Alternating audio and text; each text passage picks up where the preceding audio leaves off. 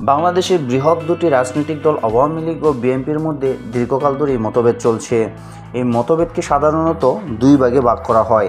কেউ কেউ একে আদর্শগত দ্বন্দ্ব হিসেবে দেখেন, আবার কেউ কেউ একে ক্ষমতা দখল এবং ক্ষমতা রক্ষার বিরোধ হিসেবেই দেখেন।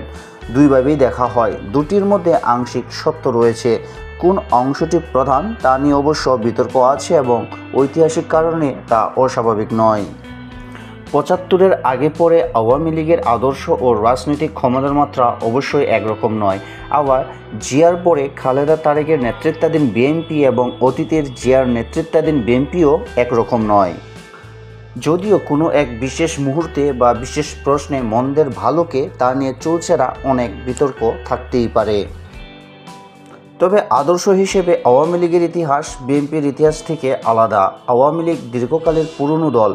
১৯৭১ সালে মুক্তিযুদ্ধে দলটি নেতৃত্ব দিয়েছে, যদিও তখনও আওয়ামী লীগে কনফেডারেশন ও আমেরিকাপন্থী একটি শক্তি উপস্থিত ছিল। অন্যদিকে বিএনপি মুক্তিযুদ্ধের পরে সামরিক চ্যানেলের মধ্য থেকে জন্ম নিয়েছে এবং তারা বাংলাদেশি জাতীয়তাবাদ আদর্শ হিসেবে ধারণ করে। বাংলাদেশি জাতীয়তাবাদ বলতে আসলে কোনো জাতীয়বাদকে বোঝানো হচ্ছে তা অস্পষ্ট। আওয়ামী লীগের জাতীয়তাবাদ হচ্ছে বাঙালি জাতীয়তাবাদ, যা রাষ্ট্রের সীমানা ছাড়িয়ে যেতে পারে, আবার রাষ্ট্রের অভ্যন্তরেও পার্থক্য মেনে নিতে পারে। এজন্য কেউ ভারতের নাগরিক হয়েও বাঙালি হতে পারেন, আবার কেউ বাংলাদেশি নাগরিক হয়েও বাঙালি হতে পারেন। নাগরিকত্ব রাষ্ট্রীয় আইনের উপর নির্ভরশীল এবং কোনো রাষ্ট্রের আইনে একাধিক নাগরিক হওয়ারও সুযোগ থাকে। যুদ্ধাপরাধীদের বিচারের প্রশ্নে খালেদা জিয়া বলেছিলেন, গণজাগরণ মঞ্চ হচ্ছে নাস্তিকদের মঞ্চ। অন্যদিকে গণজাগরণ মঞ্চকে তখন আওয়ামী লীগ সমর্থন দিয়েছিল, যদিও সেখানে তাদের কিছু দ্বিধাদ্বন্দ্ব ছিল। বিএনপি ও আওয়ামী লীগের অবস্থান অভ্যন্তরীণ জাতীয় প্রশ্নেও পৃথক।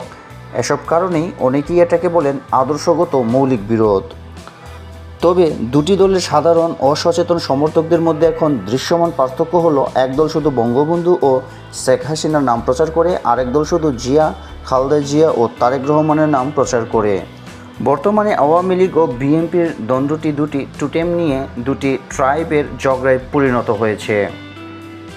এটি এতটাই বড় আকার ধারণ করেছে যে রাজনৈতিক যুদ্ধে জয় পরাজয়টা বর্তমানে জীবন মরণ সমস্যায় এবং বৈরিতামূলক গোত্রীয় দ্বন্দ্বে পরিণত হয়েছে। তাই আওয়ামী লীগ ও বিএনপির দ্বন্দ্ব সহজেই মীমাংসা হবার নয়।